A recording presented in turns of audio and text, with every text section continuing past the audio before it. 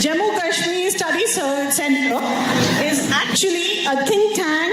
It is a place, a platform where all the voices which have always been silent are heard today. It is a platform that brings people from across the country who have a same ideology to bring the voice of Kashmir to the last person in India. So a part of Jammu Kashmir Conclave, today we have Mr. K.Annamalai ji, and let's start the show.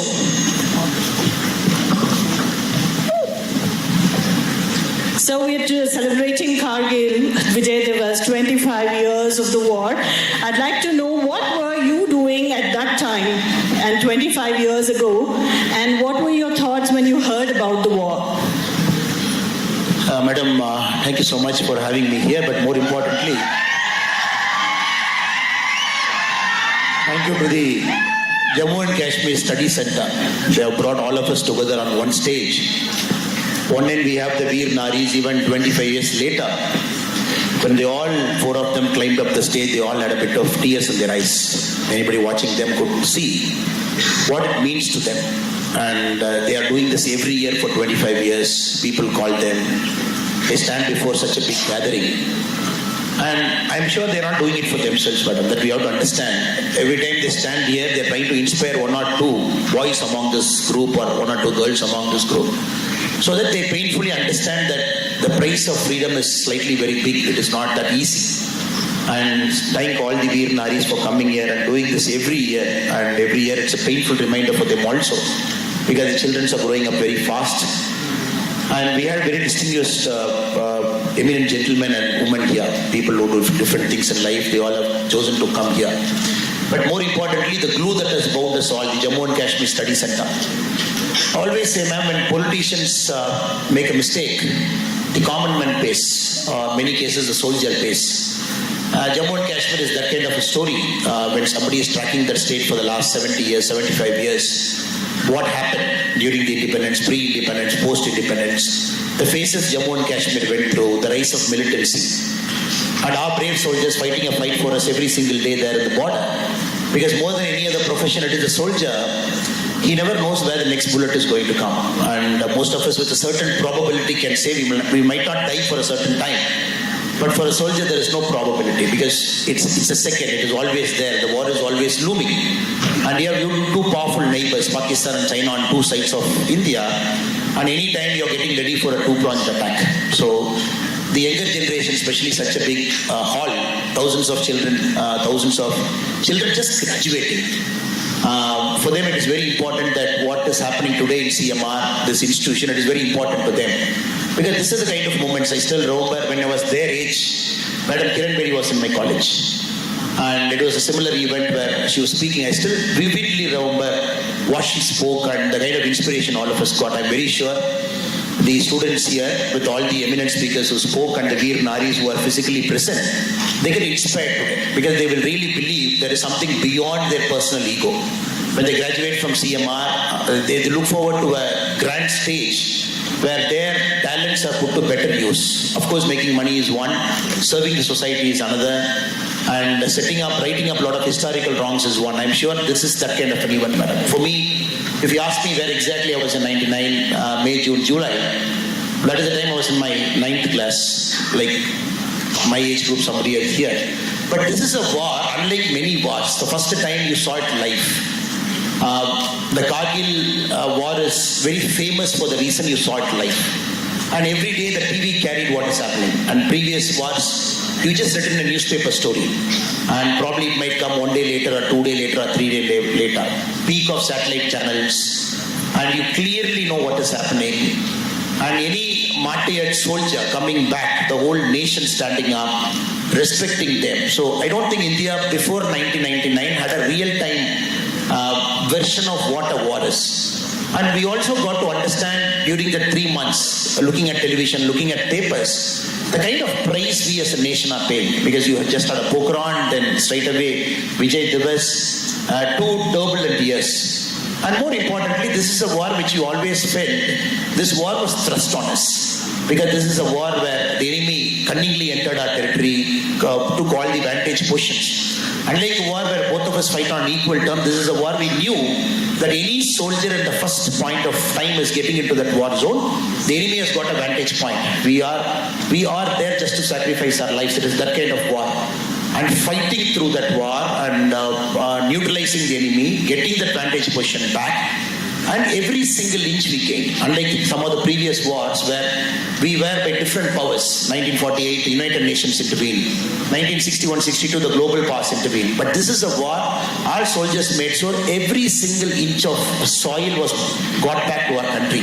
And that is why this war is very special to all of us. Because one, you saw it live. You know the kind of sacrifice the army soldiers are paying. And more importantly, I believe the respect for the army went up multiple notches. I always believe a country which doesn't respect its soldiers, that country is inevitably doomed to fail. And when I came in, people are cheering loudly, happily. It is all okay because we do some small work here and there, and probably they feel happy that what we do resonates with them. But I believe when Senthil Kumar ji spoke, through camera, he's telling us a story of nationalism. That is very important. I think that is why you have called him. And all the cinematography that he has done through camera is telling you. You brought the former chief secretary here. It is impossible, in the current government setup for a civil servant, 35, 37 years in his long journey, retiring with a word called integrity attached to them, retiring with a word called public service attached to them, because anybody can take a shortcut. That when you were chief secretary, they must be managing budgets of 250,000 crore and giving contracts worth thousands and thousands of crore, and sitting there displaying integrity and leaving that job. So it is a lesson for all the kids here. That is also a way to serve the country. Because at the end of the day, what do the soldiers see, madam? They are on the border. And they expect all of us to behave proper human beings. The soldiers expect all of us to behave with proper integrity. The soldiers expect all of us to stand behind them when the need comes. That is the only prize a soldier is expecting. Nothing else is expecting. Because normally we celebrate martyred soldiers, rightly so. That is very important. All the martyred soldiers we celebrate because their spirit has to live on. But we also have to understand, a soldier, the family pays a price.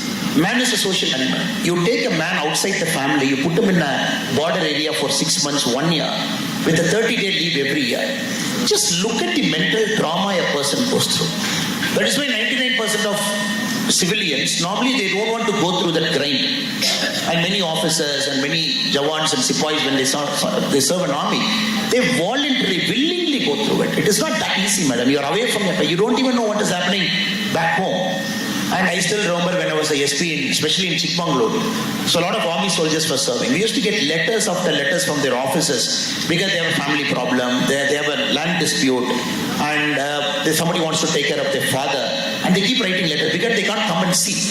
So we have to understand, the army, anybody who is serving, anybody who has served, anybody who has given their life, they go through something which a normal human being is not willing to go through. That we have to appreciate. And second, your mind is always in a trauma. That when you're serving in the border area, you just don't know when there is a mood for war, when the next bullet is going to fly. That is why I'm extremely delighted and happy. At this age, they're the formative age, 21, 22, 23, they have thousands of choices before them. And these kids in the next 2 years, literally they have thousands of choices, from startup to civil service to army to going abroad for studies, being in the country and studying, getting into politics, thousands of choices. Now, this kind of events help the kids to make a wise choice. That is why it is important that all the eminent people have come, then people like me also get an opportunity to express my thoughts because they make a wise choice. Now is the time they make a real play between money and prestige and service and what path they have to take, so they have to stick on to the next 35, 40 years. So this war is very etched in our memory. And I remember as students, we were collecting funds for Kargil. We all used to carry the small, in Tamil we call hundi. I remember as a school student that we all stood in the street, went from shop to shop, collected that money. Then from the school, we mobilized all that money, gave it to the collector. The collector was kind enough to come, collected that money. The memory that stands. But more importantly, the pride and respect for a person in uniform. Maybe that could also be a motivation for me also get into a different uniform service. But unlike them, their sacrifice is so high. So that is why today is a day we bow down to them, we pay our respects to them, especially to the Nari Shaktis after 25 years. Still, every time you bring them, the tears come out, the children have grown, and somebody who just got married, husband into war, somebody, the child was small, now the child is growing up without a father. So I bow down my head to all of them. I hope and pray the students who have come here, and this 3 or 4 hours, whatever has happened now, you take it to your heart, capture it somewhere and store it in your heart. Every day this will not happen, madam. Tomorrow this is not going to happen. Next week not going to happen.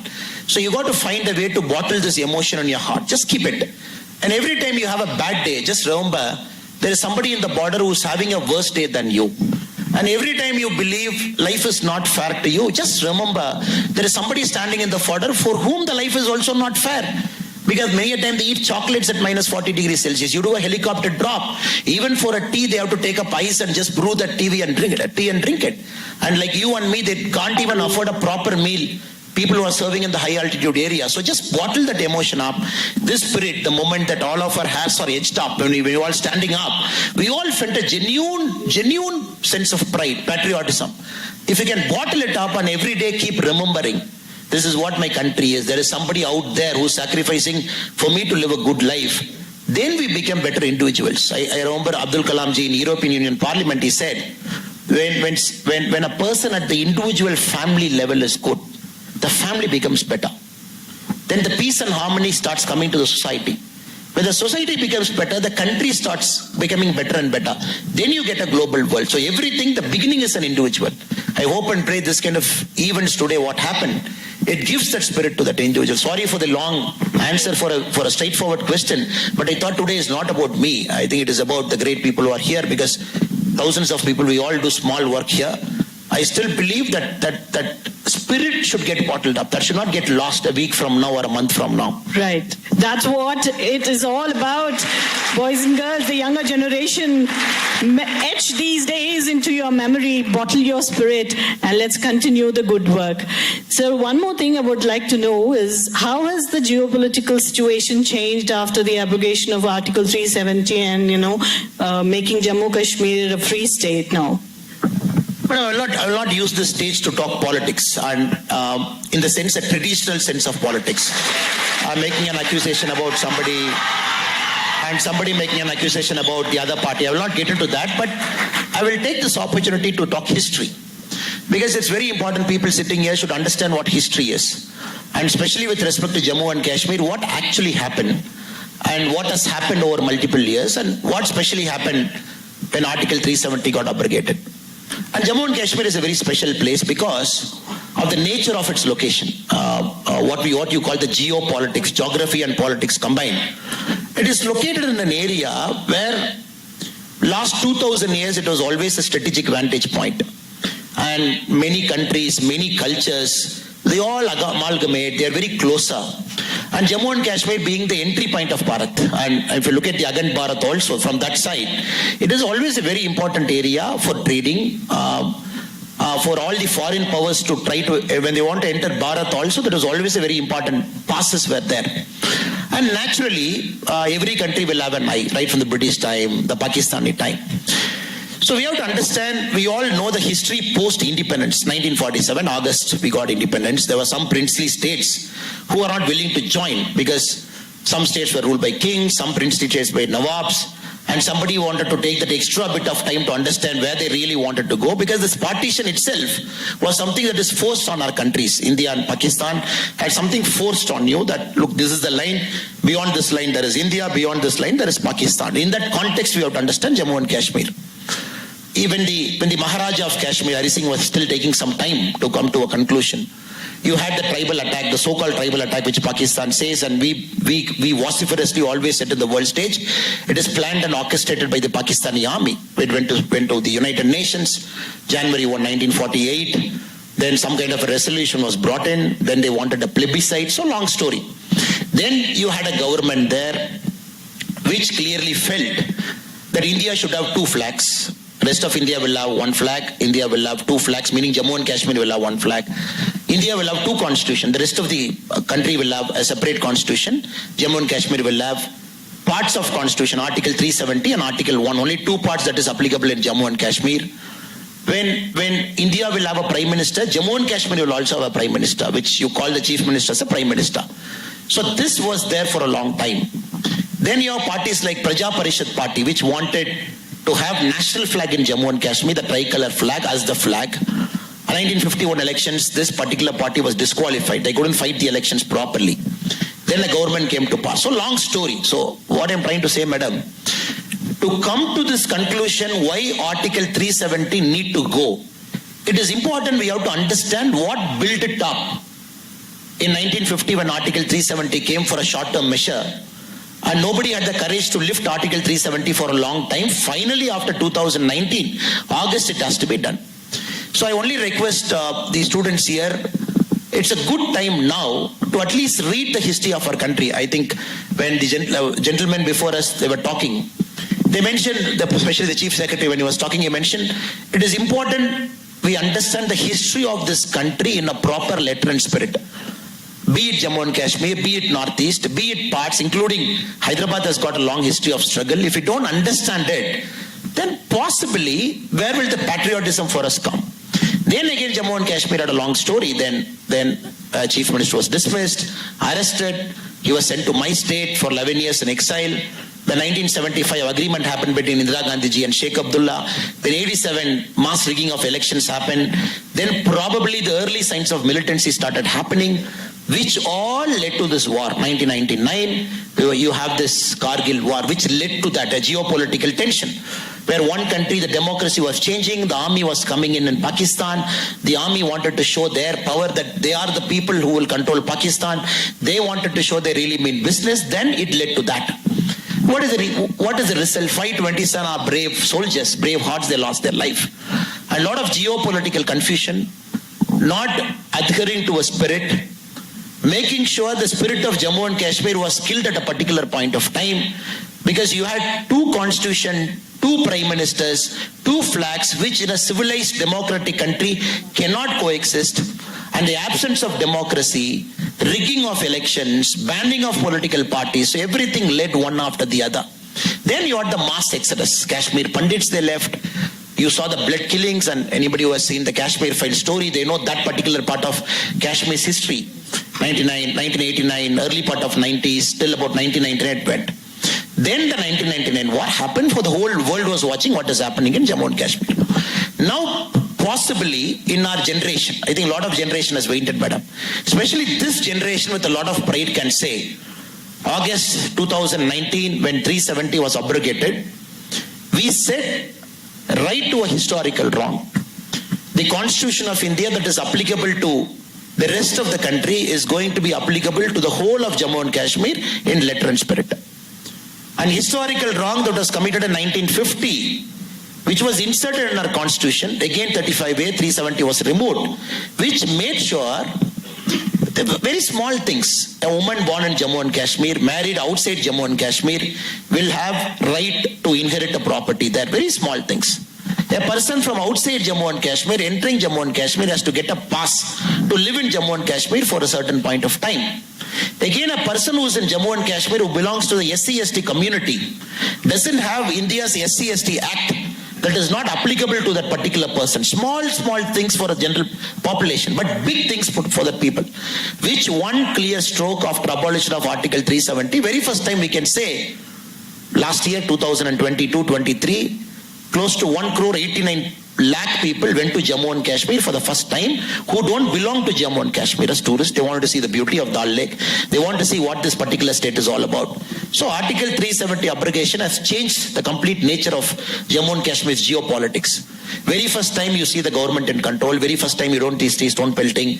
Very first time you feel the army are in better control, because another is the army can do their work, but at the civilian government, the people behind the army, they matters. You can't send our people in uniform to the harm's way, and you cannot expect them to be cannon foders. As politicians are the powers to be in our country, you can't expect army to be the last resort as cannon fodder, going there, saving every time and coming. Now we can say, probably with a lot of certainty, 2019 August onwards, Jammu and Kashmir is entirely different. The geopolitics has changed. Very first time we sitting here can safely say, my uniformed men is not put in harm's way unnecessarily. Because as a country, they cannot pay for your sins. You cannot have thousands of troops there mobilized on the borders. They cannot pay for the sins of politicians here. They cannot pay for the sins of politicians' personal friendships in Kashmir in 1950 or 60s or 70s. Two different families in India having a particular friendship, and they cannot pay for their sins. So that is why it has changed the status quo, what was there for a long time. Possibly the elections that is going to happen now in Kashmir and Jammu and Ladakh, that will usher in a free democracy where people will freely elect their own representatives. Once democracy comes in, then I think everything will be settled. We are also seeing the historically high number of investments going in, companies getting started, employments coming up in a big way. I'm sure at least this generation, when they grow up, Jammu and Kashmir should be their number one choice of a tourist destination within our country. Instead of looking at Switzerland, looking at spending money there. Since 1 crore 89 lakh people have chosen to go to Kashmir in 1 year, I'm sure when these kids grow up, when they have families, with their children, and they look at Jammu and Kashmir as a paradise on earth, truly it's a paradise on earth. Anybody who has gone to J&K will vouch for it. And they will know the blood that all the soldiers and their families have paid for us over this many years should be worth it. I am sure we should make it happen. All of us have a role, ma'am. People like you, people like me, people sitting here. We all have a role to make it happen, which I am very sure will happen. Thank you, madam. Thank you so much, sir. Let's visit Kashmir in the coming years and see paradise on earth. Right. Another thing I would like to know is the younger generation today don't understand what is POJK, what is China occupied Tibet and all of that. What is the current scenario, sir, of the situation there right now? Can we have an Akhand Bharat? Madam, Jammu and Kashmir, like we said, is so strategically positioned. The global players, everybody wanted to play a role there. So what we call the united country, we all know the map of our country, we all know the Kashmir map. But many a times it pains to see us when a truncated part of Kashmir is put in a public display. Many a times the Google also makes a mistake. You see a truncated version. You see, then they use two words called line of control, line of actual control, LOC, LAC. Then there is a word called POK, POK, occupied Kashmir. And the Pakistanis have such a brazen attitude. You go and see the textbooks. They call this as Indian occupied Kashmir. Are you okay? Then you have the China occupied Kashmir again, which is a part that is at the top part. Because it's such a strategically positioned area. Now we are very clear, even during this parliamentary elections also, different political parties, it was becoming a big issue.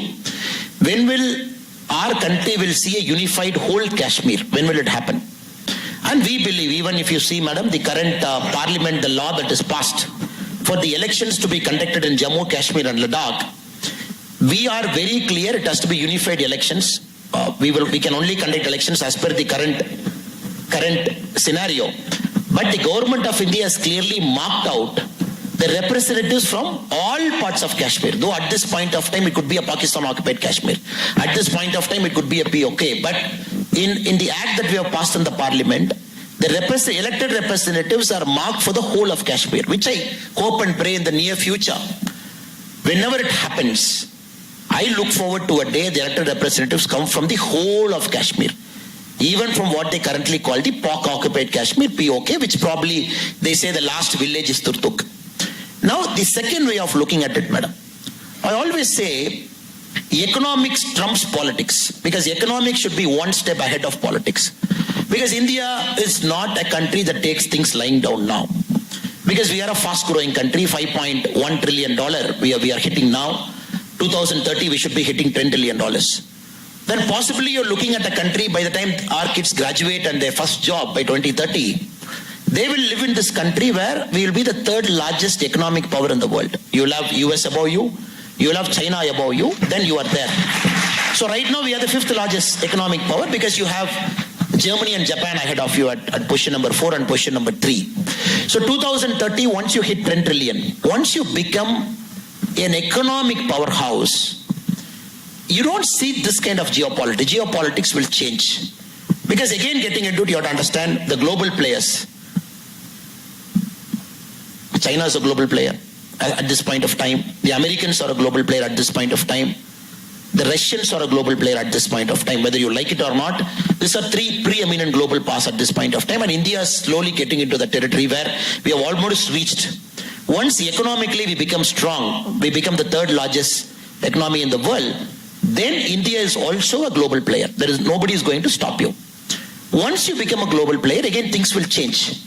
Because if you look at the previous American administrations, they always used to appoint somebody called an interlocutor, Indo-Pak. They always used to hyphenate India and Pakistan together. And even United Nations in most of their resolutions, Indo-Pak will be hyphenated, meaning this problem, people are treating as an international problem. That is why United Nations wanted to jump in, wanted to solve this problem. Now, thanks to our firm stand, though Pakistan wants this to be an international problem, we believe it is a problem between two countries which needs to be settled. That is a stand to which all the global powers are coming. America slowly has almost come to the realization this is not an international problem. And Russia is very clear this is not an international problem. At this point of time, China is believing this is an international problem. So that has to be solved. Again, India rightfully wants to be a permanent member of the Security Council. And rightfully so. And many of the global powers believe India has to sit in UN, in a Security Council. So everything has to happen, madam. Once economically you become a giant, you become big, the per capita income of our country rises. There's nothing called poor in our country. And we become a self-sustaining economy. Then all those things will start happening. And the problem is not here. We have parts in Arunachal Pradesh also. And you have parts, what do you call the Tibet problem also. I'm very sure economically you start doing very well over the next few years. Then economic trumps politics. And more importantly, like somebody said, again the Chief Secretary sir said, I look forward to a day where people with the passion and patriotism for this country, they start serving this country as politicians. That is very important. Caste, creed, religion, this kind of politics will give way to politics of development, to politics of nationalism, politics where you always put your country first. You don't have petty fights over your country. And you be in any political party, that doesn't matter, madam. When you go to the parliament, you cannot compromise on your national security. Every single political party should be in one side. You cannot compromise on army. Every single political party should be on one side. You cannot compromise on internal law and order situation. Every political party should be on one side. So when this happens, then truly the political parties, the members become patriotic. Right now it is not happening. There is a lot of difference among political parties with respect to army. Agniveer, you have just seen what has happened during the Lok Sabha elections. I look forward to a day where political parties stop politicizing on our army. The political parties stop politicizing on the internal law and order situation. The political parties stop fighting over the foreign policy, because this has to be the voice of 142 crore Indians. 142 crore Indians have to speak in one voice. This is my country, this is my policy. I am not going to sacrifice on my army spirit. I am not going to sacrifice on this. This, I hope, will also start happening. This has to happen. Matured politicians, statesmanship politicians, when they go to parliament and assemblies, they always put the country first. And more importantly, I come from a state, Tamilnadu. For a long time, the politics of my state was revolving around secession from our country. And the current political party which is ruling Tamil Nadu, late 50s and early part of 1960s, they felt a separate Tamil Nadu is the solution. Till the parliament said, I am going to bring an amendment. Any political party talking about secession in our country, you will lose your political party status. The current political party which is ruling Tamil Nadu, then it chose not to speak about secession. So we have a lot of problem in our politics in our state also. For example, I want the army to be given the highest respect, which certain political parties don't give now. That is a daily fight.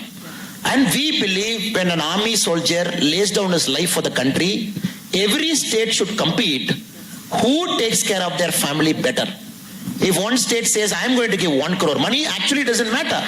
The other state should compete, I will give 2 crore and take care of their family. Not only that, one government job. Not only that, taking care of education expense for their family for eternity. Not only that, taking care of their family well. So this politics, when it comes, then the politics of nationalism almost comes in. So that is not happening. I still remember when an army Jawan loses his life and comes back, when the mortal remains comes back, I look forward to a day where people should line up the street. Lakhs and lakhs of people. You be whoever you are. Just the only job on that day is to leave everything, be there for that family, pay our last respects. Lakhs and lakhs. I'm not talking about thousands and thousands. Not hundreds or hundreds.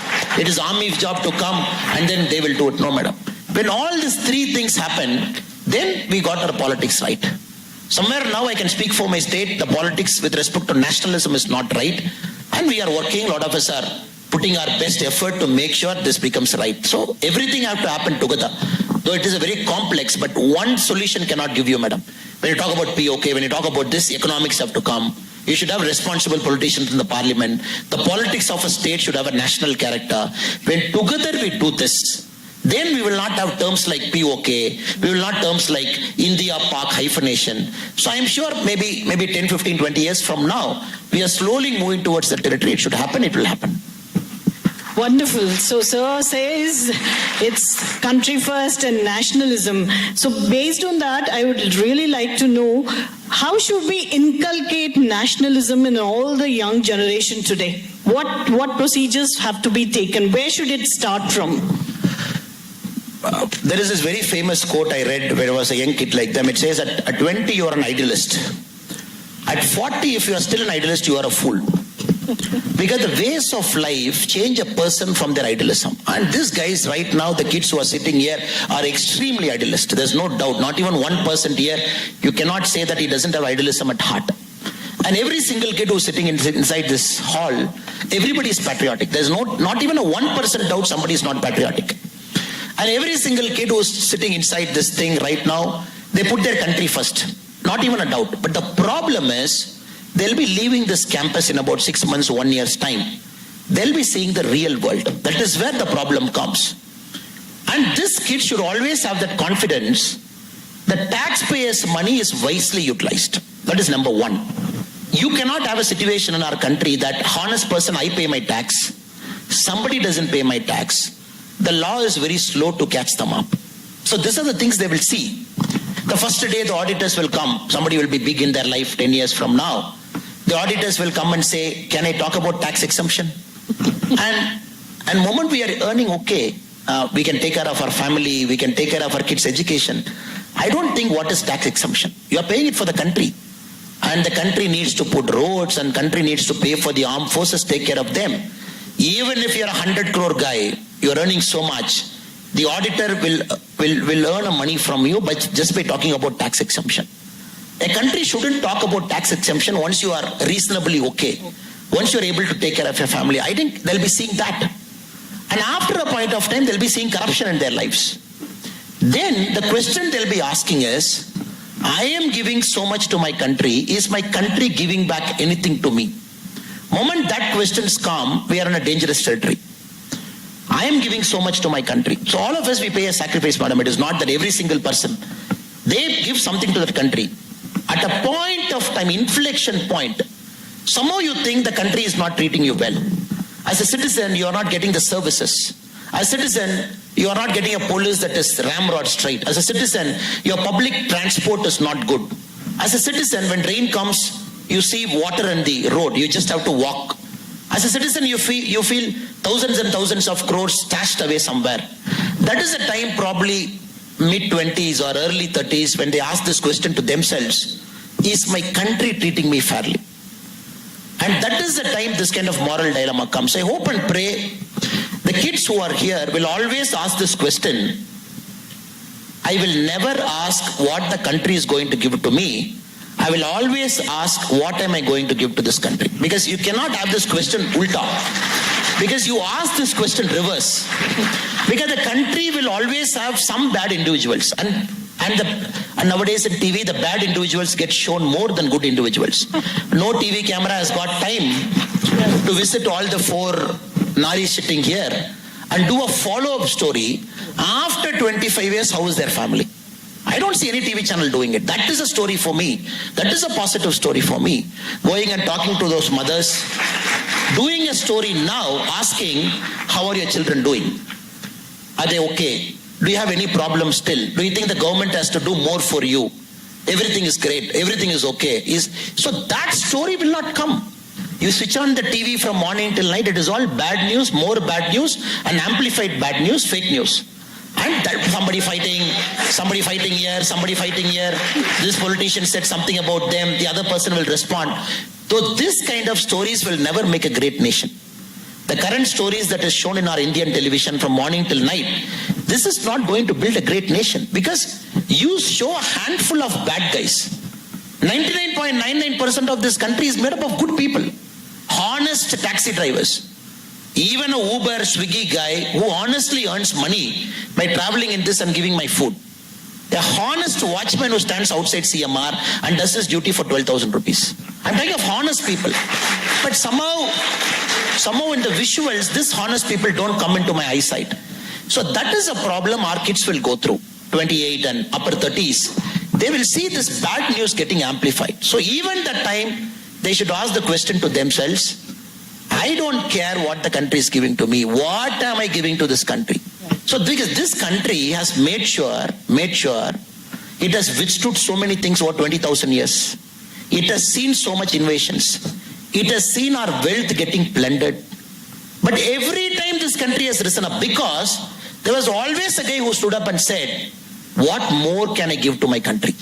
Since somebody said that, every time you bounce back, the next generation is having the fruits of their labor. I hope and pray they continue to be idealistic. If people call them fools for being an idealist, absolutely okay with it, no problem. Let them be fools for being called an idealist. By not paying corruption, if they want to suffer in life, let them suffer. By not paying a bribe money, if the traffic constable is making them to wait for 3 hours, let them wait, because that's how the country changes. And every time you take a shortcut, the traffic guy will always say, you pay 300, immediately I'll leave you. You pay 100, you have to go to the court to pay the challan. How many times people get this question? That is your first test of Satya Sodhanai. That is your first test. The moment you pass the test, nobody can take this country back. The first test is, do you want to pay 300 instantly, or do you want to pay 100 rupees in court? Knowing fully well, our citizens should say, okay, I'll pay 100. Sorry, I made a mistake. I didn't see the no parking. I didn't see left turn. I didn't see this. Then they go to a court, wait in the court. Their name will get called at 2:30. Then the challan goes there. 1 full day gone. Their earning capacity of 1 full day, 1,800 rupees or 2,000 paid holiday, whatever they have taken.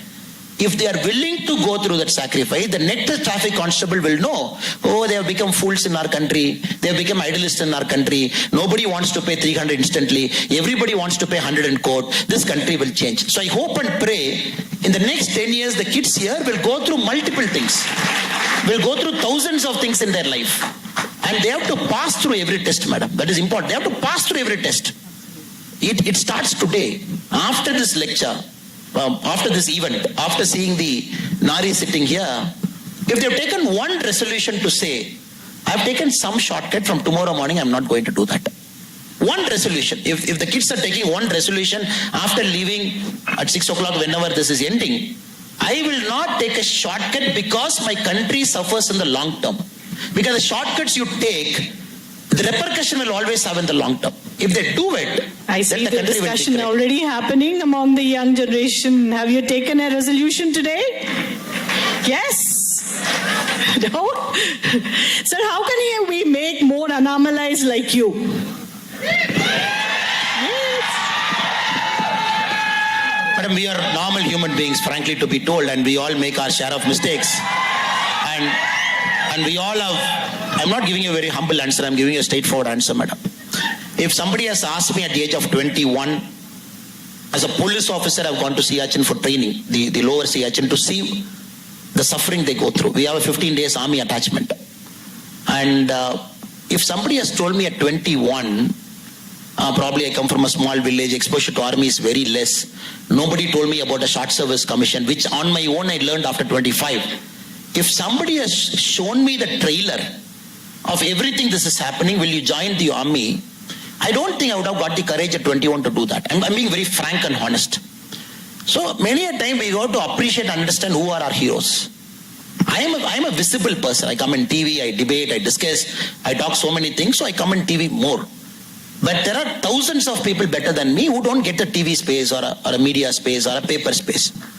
Now, my only I'm not being very humble, ma'am. I'm being very straight and very forthright. My only request to all my young friends is, and your heroes are all around us. Somehow, we just pass through them. I remember, in my book I've written, when I was a when police constables used to work for me, in Bangalore I asked a guy, one day in the roll call, he came late about 10 minutes. I asked him, why did you come late? Roll call generally happens at 7:30 in the morning in police station. All the police constables come at 7:30. He said, my house is 2 hours away, so I came late 10 minutes. I'm sorry, sir. That put something in my head. I asked him, why is his house 2 hours away? As an officer, my house is 3 minutes away. Meaning for 7:30 roll call, I come at 7:25. I'm there at 7:30. But my constable who's serving me and serving the society, his house is 2 hours away. This led to a lot of churning. I started asking all of my constables, why you are living far? Then one guy said, no sir, I don't have police quarters. Then I have to take a house on rent. For the kind of salary I get, 30,000 rupees, I can't take a house of 12,000 rupees, 14,000 rupees rent. I literally go outside Bangalore of 12,000 rupees, 14. There I get a house for 8,000. I have decided that 4,000 extra should go into for my kids' education. So 2 hours in the morning, 2 hours going back in the evening, that 4 hours is worth. Because that extra 4,000 has to go to my kids' education. I've written the book about the constable name also. Now we have to understand, this guy who could have taken 10,000 rupee bribe, that in a city like Bangalore it is very easy. But this guy chose not to take it. This guy chose to put pressure on himself because he will travel the 2 hours extra, not to rent a house inside the city, just because that extra money he felt should go to his children for 2 children he had. This is a hero for me because he does 10 times more than what I do. I have my paraphernalia, cars and 10 constables to salute and government to listen to you. But this guy, nobody listens. Unless in a roll call like this, you just hear a part of a story. So, but this guy we pass every day, madam. Every day we pass. He'll be standing in some hot sun wearing a cat hat. He'll be standing there with a varicose vein in his leg. A traffic constable does his duty for more than 10 hours. For more than 2 years, the chances of you getting a varicose vein is very high.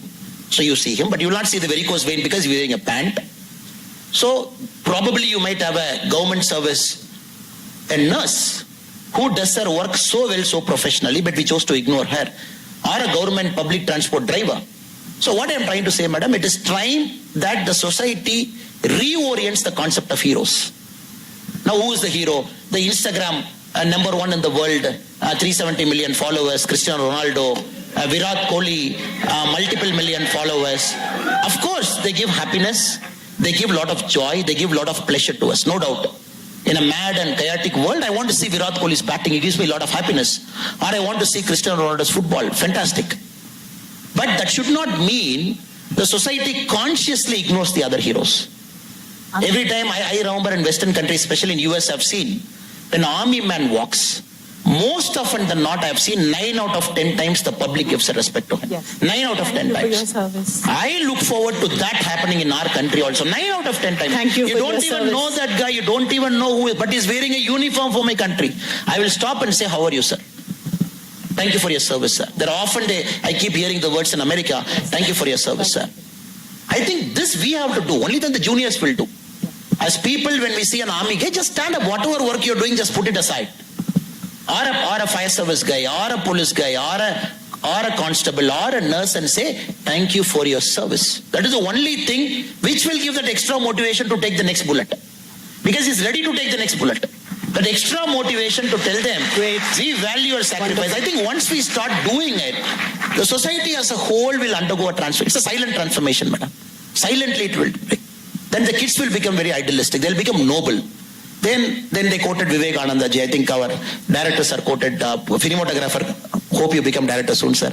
Our cinematographer, Sendilana, he quoted Vivekananda ji. Vivekananda ji's ultimate thing is sacrifice. Every single time sacrifice, and many of them don't know, because I come from the land where Vivekananda ji probably got his nirvana, if you look at that term. So 1893, he came to Kanyakumari. There was big rock there. If I remember the date correct, it is December 11. He asked a fisherman, how do I go to that rock? That rock is about 2 kilometers away from the shore. Yes. It's very severe turbulent water. Somebody said, nobody has attempted to go to that rock. Nobody has attempted to go to that rock. So you can try swimming to reach that rock. I'm talking of 1893. 1891. 93 the speech happened. 1891, December 11. He jumped into the sea, swam 2 kilometers, climbed up that rock, did tapasya for 2 days. That is where he got the vision of Bharat Mata, what the country has to do, poverty and everything. In 2 days he sat there. Then the passerbys got worried. Why is this guy sitting there in that rock for 48 hours? Hot sun, just sitting there. Then they have to take a boat. The story goes. Then they have to take a boat to bring him back. If Vivekananda that day has thought about, the water is so turbulent, why should I jump? Because he's had this inner calling, I have to go to that rock. That is the Vivekananda rock which a monument is built there. And what I'm trying to convey through this is, sometimes our youngsters have to jump, not worry about consequence. Just trust your skill and talent. Just jump into that water, keep swimming. That's the thing. It will inevitably take you to a place. And God has got some idea for everybody.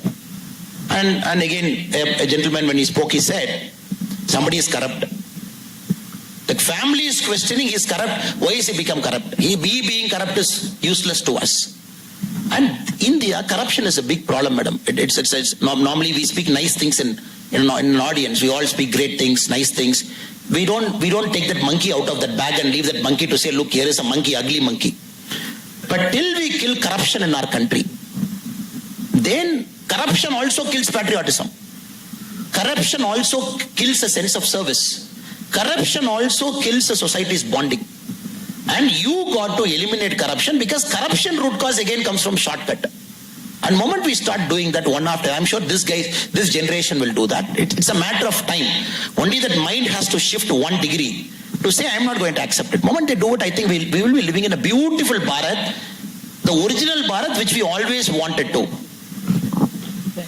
Well said, sir.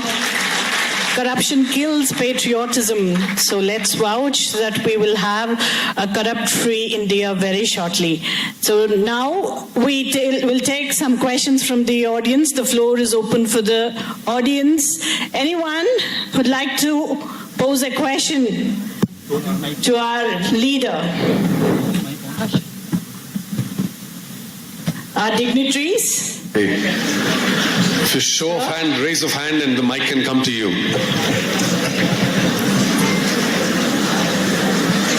Right, please stand up with the hand up so that we can get you the mic. There we go. Right, one on the back bench, the one in green, one here. Yes, please go ahead. Sir, would you like to ask something? Sendil, sir? Any question for K.Annamalai? Madam, we have this boy ready. Yes. Oh, right. So something for our audience in Telugu?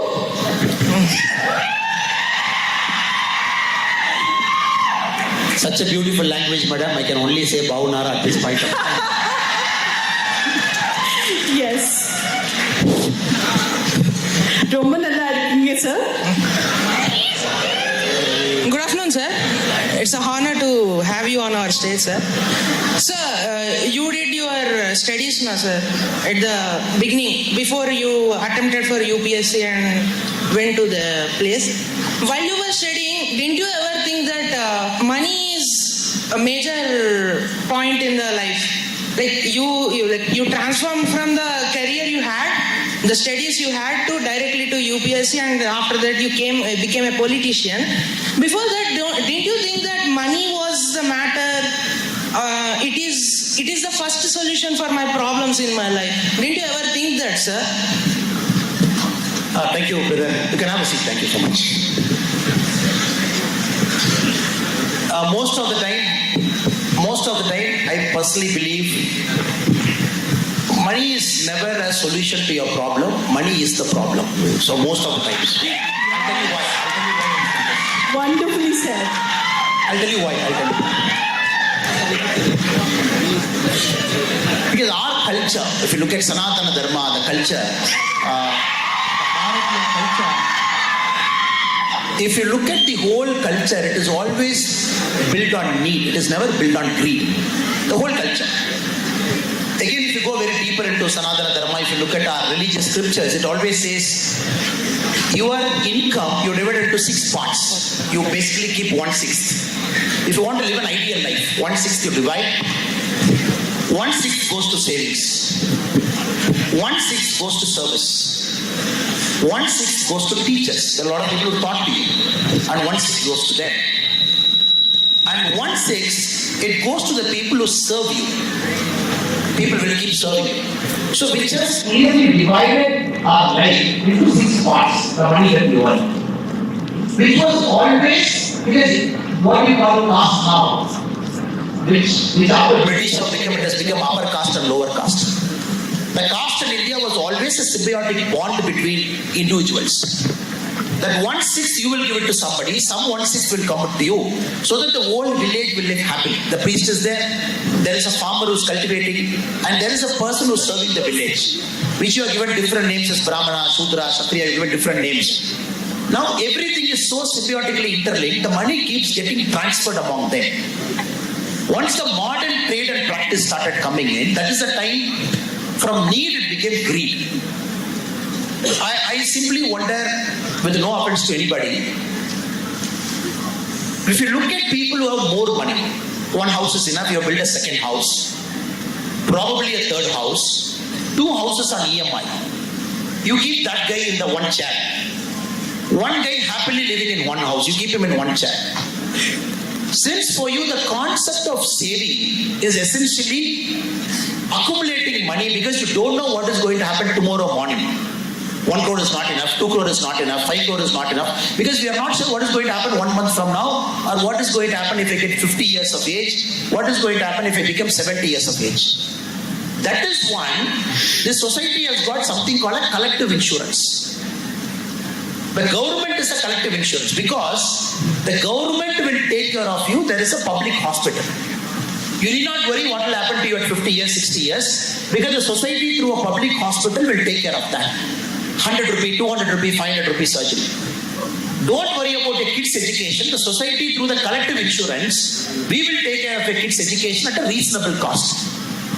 Once this got broken down, so we should not speak bad about people who want to earn money. Earning money is a skill. Probably I don't have a skill. Since me not having that skill, I cannot say our Reddy Garu has earned so much money is bad. No. You have to understand. He has got a skill. He has got a skill. And he has decided, I am going to put my money for society use. Who builds this many colleges? 15,000 kids now in 2 square kilometer area. 5 engineering colleges, 1 medical, 1 pharmacy. Then people also decide, how am I going to put my money to better use? Him earning the money is not a sin.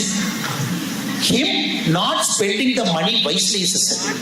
So let us not demean people who have money.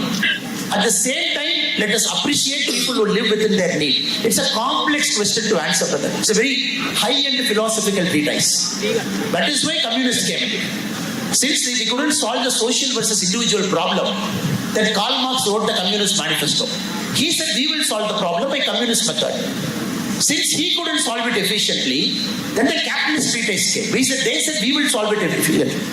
What I'm telling you is, it is a personal choice you have to make. Personal choice you have to make. Narayana Murthy, despite so much wealth, he cleans his own toilet. Which means for him, money doesn't matter. I have 30,000 crore, I have 50,000 crore. For me, after 1 crore, nothing matters. Because it is going for society and happiness. I'm going to do something. For a guy with 1 crore, like my constable, or 1 lakh with my constable, like my constable, honestly he has earned. Spending it wisely, for me both are same. Or somebody like a Reddy Garu, they've earned money, but they decided to spend it for social good. So it's a complex way of thinking. I hope and pray the question that you asked now is a sign of your thinking. My answer is only one answer.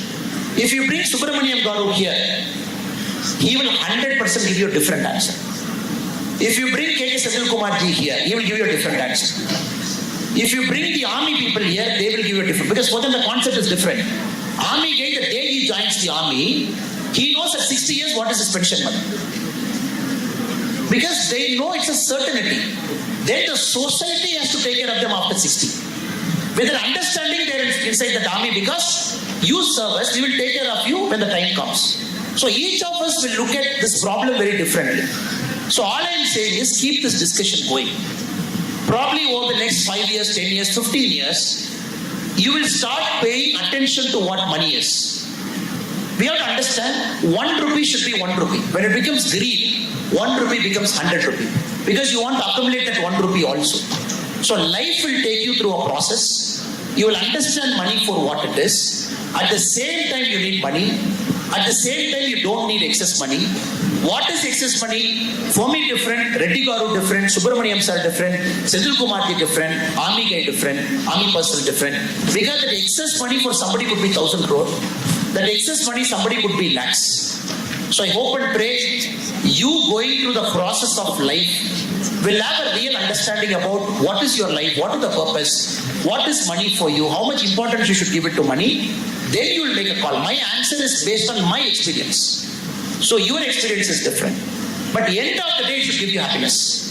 Having more money should not create a problem for you. Right now I see more people having more money. I see a lot of more problems only. I'm not seeing less a problem. Thank you so much. Thank you very I hope much. the question was answered. Yeah. Is it clear?